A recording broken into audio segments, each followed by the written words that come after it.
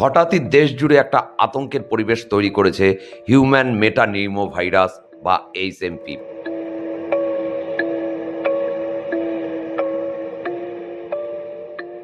আমি একজন চিকিৎসক হিসেবে শুধু এটুকুই বলবো, এই ভাইরাসটা সম্পর্কে এই মুহূর্তে আতঙ্কিত হওয়ার কিচ্ছু নেই। এটি একটি খুব সাধারণ ভাইরাস। যদি কেউ হাঁচি কাশিতে আক্রান্ত হয়, সে মাস্ক ব্যবহার করুন। দেশে লকডাউনের এই মুহূর্তে কোনো সম্ভাবনা নেই। হঠাৎই দেশ জুড়ে একটা আতঙ্কের পরিবেশ তৈরি করেছে হিউম্যান মেটানিউমো ভাইরাস বা এইচএমপিভি। কি এই হিউম্যান মেটানিউমো ভাইরাস বা এইচএমপিভি?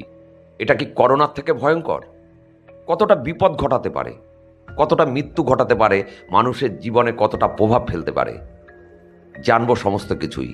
আর এই জানানোর জন্যই আজ আমাদের সাথে রয়েছেন জনস্বাস্থ্য বিশেষজ্ঞ চিকিৎসক ডক্টর ভিক্টর সাহা। ডিবি নিউজে আপনাদের স্বাগত। আমার সাথে যিনি রয়েছেন, নতুন করে পরিচয় দেওয়ার নেই, জনস্বাস্থ্য বিশেষজ্ঞ চিকিৎসক ডক্টর ভিক্টর সাহা। ডাক্তারবাবু, ডিবি নিউজে স্বাগত। নমস্কার, থ্যাংক ইউ। ডাক্তারবাবু, অন্য আলোচনায় যাব না, একদম শুরুতেই চলে আসি সরাসরি। হিউম্যান মেটানিউমো ভাইরাস এই মুহূর্তে একটা দেশ জুড়ে আতঙ্কের পরিবেশ তৈরি করেছে সাধারণ মানুষের মধ্যে।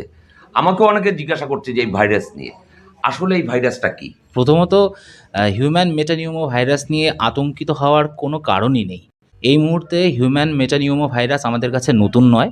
প্রতি বছর এই ভাইরাসে অনেক শিশুই আক্রান্ত হয় এবং এটি খুব সহজেই সুস্থ হয়ে ওঠা যায়। সুতরাং এই মুহূর্তে হিউম্যান মেটানিউমো ভাইরাস নিয়ে ভয় পাওয়ার বা আতঙ্কিত হওয়ার কোনো কারণ নেই। এই ভাইরাসে আক্রান্ত ব্যক্তির লক্ষণ কি? এই ভাইরাসে আক্রান্ত ব্যক্তি বা শিশুরা ম্যাক্সিমাম আক্রান্ত হচ্ছে। এই ভাইরাসে সামান্য নাক থেকে জল পড়ে, জ্বর হয়, মাথা ব্যথা হয়, খিদেটা কমে যায়, হাঁচি কাশি থাকে, এরকমই মূলত লক্ষণ। কিছু কিছু ক্ষেত্রে দেখা যায় একটু শ্বাসকষ্ট হয়। 60 ঊর্ধ্ব মানুষদের এটাতে আক্রান্ত হওয়ার সম্ভাবনা আছে এবং মধ্যবয়স্ক যাদের ইমিউনো ডিপ্রেসিয়েশন রয়েছে, মানে যাদের ইমিউনিটিটা কম রয়েছে, অনাক্রমতা সেরকম একটা নেই, বা যারা মনে করুন ক্যান্সারের ট্রিটমেন্ট চলছে, ক্যান্সারের ওষুধ চলছে, আনকন্ট্রোল টাইপ 2 ডায়াবেটিস মেলাইটাস রয়েছে, সুগারটা আনকন্ট্রোল অবস্থায় রয়েছে, তাদের আক্রান্ত হওয়ার সম্ভাবনা আছে। এবং যাদের হাঁপানির সমস্যা আছে, অ্যাসমার সমস্যা আছে, সিওপিডি আছে খুব বাজেভাবে, তাদের কিন্তু আক্রান্ত হওয়ার যথেষ্ট সম্ভাবনা রয়েছে। আদতে এই ভাইরাসের উৎপত্তিটা কোথায়? এটা বেসিক্যালি নেদারল্যান্ডের। এটা বহুদিন আগে এই ভাইরাসটা নেদারল্যান্ডে পাওয়া গেছিলো। এটার সাথে চীনের উৎপত্তি হওয়ার সম্ভাবনা মানে এখনও পর্যন্ত আমি জানি না। আমি যতদূর জানি সেটা হচ্ছে হিউম্যান মেটানিউমো ভাইরাস নেদারল্যান্ডের ভাইরাস। এটা বহুদিন আগে আবিষ্কৃত হয়েছিল এবং বহুদিন ধরে এর ট্রিটমেন্ট চলছে। এটা আমাদের কাছে নতুন কিছু নয়। বিশিষ্ট চিকিৎসক ডক্টর যোগীরাজ রায় সম্প্রতি বলেছেন যে চীনে এই ভাইরাসটা ছড়াচ্ছে, কিন্তু চীনের কোনো খবর বাইরে আসছে না আদতে এই ভাইরাসে আক্রান্ত রোগীদের চিকিৎসায় কতটা মারাত্মক হচ্ছে, যে অক্সিজেন লাগছে কিনা আমরা জানতে পারছি না। এই বিষয়ে আপনি একজন চিকিৎসক হিসেবে কি বলবেন? দেখুন, চীনের ব্যাপারটা আমি সত্যি কথা বলতে পারবো না, কারণ এই বিষয়ে সেরকম কোনো ইনফরমেশান আমার কাছে নেই। এবার এই ভাইরাসে আক্রান্ত হয়ে শ্বাসকষ্ট হওয়ার ব্যাপারটা খুবই কম।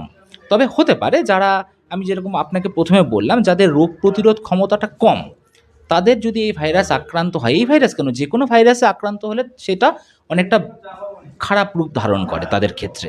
তো সুতরাং সেই সমস্ত পেশেন্টদের ট্রিটমেন্টের প্রয়োজন হয়, সেই সমস্ত পেশেন্টদের আমরা ভর্তির জন্য পরামর্শ দিই এবং অক্সিজেন লাগে। কিন্তু অন্যান্য যারা এই ভাইরাসে আক্রান্ত হচ্ছে, তারা খুব সহজ ট্রিটমেন্টেই সুস্থ হয়ে ফিরে আসছে। সাধারণ মানুষ কিন্তু অনেকটাই আতঙ্কিত হয়ে পড়ে কোনো একটা অজানা ভাইরাসের প্রচারটা যখন সামনে আসে। আদতে এই ভাইরাস কি প্রাণঘাতী? এরকম কি কোনো হিস্ট্রি আছে? না, এরকম কোনো হিস্ট্রি এখনও পর্যন্ত নেই। এখন নতুন যদি কোনো স্ট্রেন আসে এই ভাইরাসের, তাহলে সেটা পরীক্ষা করে দেখতে হবে, কিন্তু সেরকম এখনও পর্যায়ে আমাদের দেশে এখনও আসেনি। আমি শুধু একটাই কথা বলবো, আতঙ্কিত হওয়ার কিচ্ছু নেই। আপনারা যেরকম বেসিক হাইজিনটা মেনটেন করে চলেন, সেই বেসিক হাইজিনটা মেনটেন করে চললেই হবে, যেটা আমরা অলরেডি কোভিড থেকে শিখে নিয়েছি। একটু দূরত্ব বজায় রাখতে হবে। যাদের হাঁচি কাশি হচ্ছে তারা শুধু মাস্ক ব্যবহার করুন, আর বাকি বেসিক হাইজিন মেনটেন করুন। আতঙ্কিত হওয়ার কিচ্ছু নেই। যদি কোনো বাচ্চা হাঁচি কাশি সর্দি জ্বর নিয়ে উপসর্গ এগুলো থাকে, তাহলে ডাক্তারের সাথে পরামর্শ করুন।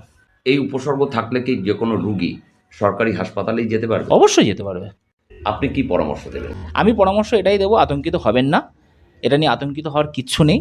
যদি কোনো শিশু বা প্রাপ্তবয়স্ক যদি এই ভাইরাসে আক্রান্ত হন, যথেষ্ট চিকিৎসা এখানে অ্যাভেলেবেল আছে এবং চিকিৎসাতে সম্পূর্ণ সুস্থ হয়ে ওঠার সম্পূর্ণ সম্ভাবনা রয়েছে। সুতরাং আতঙ্কিত হওয়ার কিচ্ছু নেই। আপনারা শুনলেন জনস্বাস্থ্য বিশেষজ্ঞ চিকিৎসক ডক্টর ভিক্টর স্যার মূল্যবান পরামর্শ। আপনারাও ডাক্তারবাবু যে পরামর্শ দিয়েছেন সেই পরামর্শ মেনে চলুন।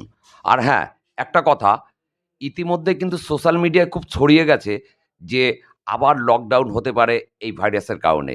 কেন্দ্রীয় সরকার সম্প্রতি বিবৃতি দিয়েছে, দেশে লকডাউনের এই মুহূর্তে কোনো সম্ভাবনা নেই। ডাক্তারবাবু, ডিবি নিউজকে সময় দেওয়ার জন্য আপনাকে অসংখ্য থ্যাংক ধন্যবাদ। ইউ।